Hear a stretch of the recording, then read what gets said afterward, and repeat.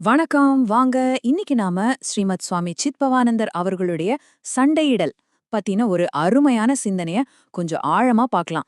நாம வாக்குவாதங்களையும் கருத்து வேறுபாடுகளையும் எப்படி பார்க்கறோம், எப்படி கையாளுகிறோங்கிறதுக்கு இது ஒரு சூப்பரான வழிகாட்டி.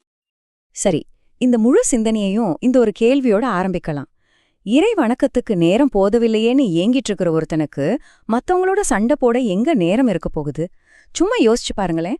ஒருத்தரோட முழு கவனமும் உயர்ந்த விஷயங்கள் இருக்கும்போது இந்த மாதிரி சின்ன சின்ன சண்டைகளுக்கு அவங்க மனசுல நேரமோ இடமோ எப்படி இருக்கும்?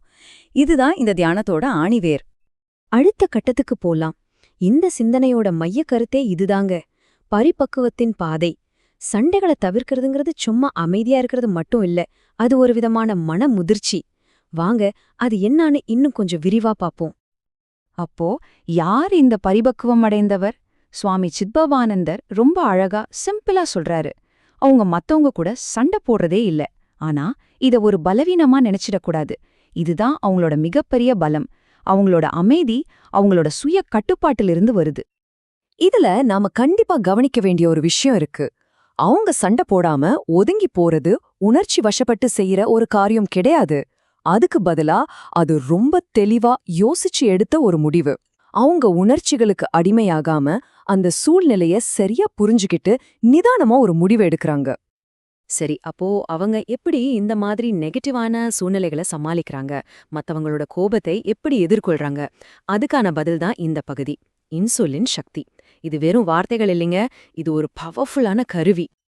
அவங்களோட யுக்தி இருக்கே, அது ரொம்ப ஆச்சரியமானது. ஒரு பக்கம் மத்தவங்க அவங்க கிட்ட கடுமையா பேசினா இவங்க பதிலுக்கு இனிமையான சொற்களைத்தான் பேசுவாங்க.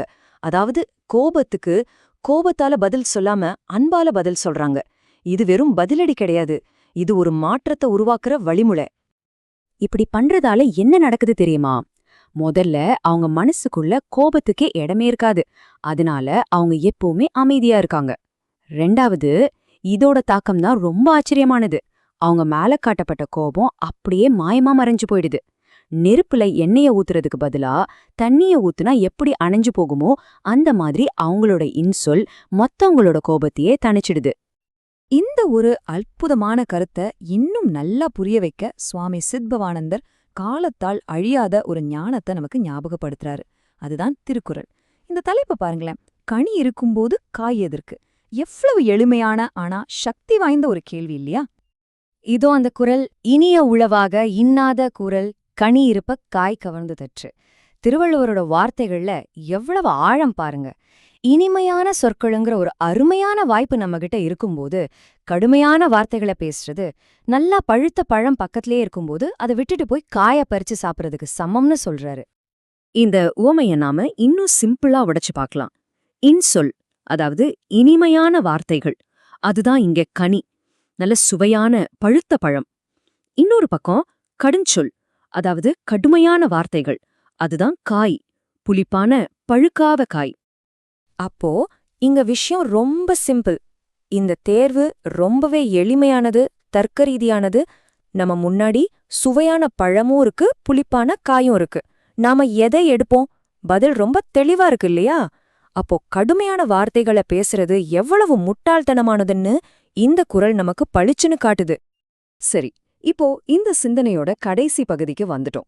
இதுவரைக்கும் நம்ம பார்த்த விஷயங்கள் எல்லாம் எப்படி நம்ம அன்றாட வாழ்க்கையில பயன்படுத்தலாம்னு யோசிப்போம். இதுதான் இன்றைய சிந்தனை. ஆக இந்த சிந்தனையோட சாராம்சம் இதுதான். முதிர்ச்சியான ஒரு மனசு சண்டைகள்ல ஈடுபடாது. அதுக்கு பதிலா கடுஞ்சொல்லுங்கிற காய தவிர்த்து இன்சொல்லுங்கிற கனிய தேர்ந்தெடுக்கும். இத மனசுல வச்சுக்கிட்டு இந்த ஒரு கேள்வியோட இந்த தியானத்தை முடிச்சுக்கலாம். உங்க வாழ்க்கையில ஒரு தேர்வை எதிர்கொள்ளும்போது நீங்க எப்படி காய விட்டுட்டு கனிய தேர்ந்தெடுக்க போறீங்க? இது வெறும் வார்த்தைகளை பத்தின கேள்வி இல்ல, நம்ம ஒவ்வொரு நொடியும் எடுக்கிற முடிவுகளை பத்தினது. நாம கோபத்தை தேர்ந்தெடுக்கிறோமா இல்ல நிதானத்தையும் இனிமைய தேர்ந்தெடுக்கிறோமாங்கிறத பத்தினது. சிந்திச்சு பாருங்க.